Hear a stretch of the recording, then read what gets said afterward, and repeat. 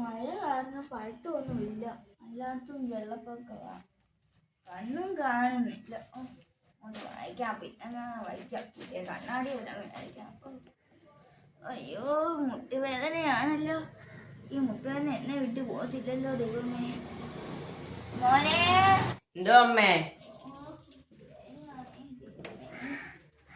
അയ്യോ, ഇന്ന് ഭാര്യ എണീം ചെയ്യോടാ? എണീറ്റില്ല അമ്മേ.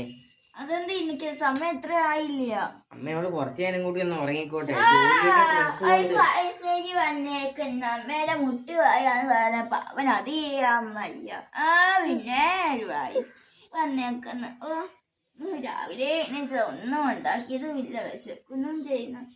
നിന്റെ ഭാര്യയെ വിളിച്ച് അടുക്കളയിൽ കയറി എന്തെങ്കിലും ഉണ്ടാക്കാൻ പറ. കുറച്ചു നേരം കൂടി ഉറങ്ങട്ടെ. എടാ, ഞാൻ ഇവിടെ മുട്ടുവേദന എടുത്ത് ഇരിക്കുവല്ലോ, അങ്ങോട്ട് നടക്കാനും വയ്യാനും. നിങ്ങൾക്ക്